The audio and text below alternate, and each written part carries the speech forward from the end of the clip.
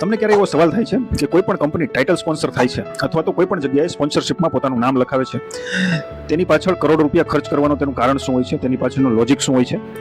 હા, marketing, advertising એ બધું તેની જગ્યાએ છે જ, પણ આ એક ચોક્કસ મેથડનું નામ છે. તે મેથડનું નામ છે સાયકોલોજીકલ પ્રાઇમિંગ. આ મેથડ મેઇનલી બે મુદ્દા ઉપર ફોકસ કરે છે. એમાં પહેલો મુદ્દો છે કે તમારા મનની અંદર એ કંપની પ્રત્યે, એ બ્રાન્ડ પ્રત્યે એક ટ્રસ્ટ બિલ્ડ થવા લાગે છે. તમે કોઈ પણ જગ્યાએ તમારી મનપસંદ વસ્તુ કે ઇવેન્ટમાં તમે હાજરી આપો છો, તો એ ઇવેન્ટમાં તમારું ઇમોશનલ એટેચમેન્ટ હોય છે. ત્યારે તમે ઇવેન્ટમાં હાજર રહેવાના હો છો ને, બટ ઓબ્વિયસ છે. તો એ ઇવેન્ટ સાથે એ કંપનીનું નામ જોડાતા તમને એક ઇમોશનલ એટેચમેન્ટ ફીલ થવા લાગે છે. તેનાથી એ કંપની વિશે તમે વધારે જાણવા માટે પ્રેરિત થશો, અથવા તો એ કંપનીને તમે અવારનવાર તમારા મગજમાં એ વસ્તુ હાઇલાઇટ થતી રહેશે.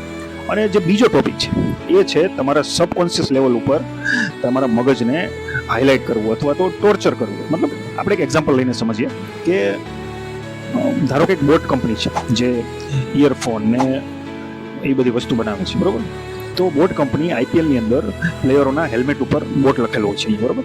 તો થાય છે કેવું કે આપણે મેચ જોતા કોઈ ઇયરફોનનો કે એ બધી વસ્તુનો આપણે ઓર્ડર નથી કરવાના, પણ જ્યારે આપણે એકચ્યુઅલમાં એવી કોઈ વસ્તુની ખરીદી કરતા હોઈએ અથવા ઓનલાઈન કોઈ પણ વસ્તુ એવી જોતા હોઈએ, ત્યારે સબકોન્શિયસલી આપણા મગજમાં એવું સ્પાર્ક થયા કરશે કે બોટ, આપણે આ બ્રાન્ડનું નામ આપણે જોયું હતું, આ બ્રાન્ડ આપણે અહીંયા જોઈ હતી, આ બ્રાન્ડ આપણે આ ઇવેન્ટમાં જોઈ હતી, ચાલો તેના ઉપર સર્ચ કરીએ. તો આ છે સાયકોલોજી સાથે રમવાની પ્રક્રિયા. અને મોટા પ્લેયરો છે, મોટી કંપનીઓ છે, તે બહુ જ સારી રીતે હ્યુમન સાયકોલોજીનો ઉપયોગ કરીને માર્કેટિંગમાં એનો બેસ્ટ રિઝલ્ટ મેળવે છે.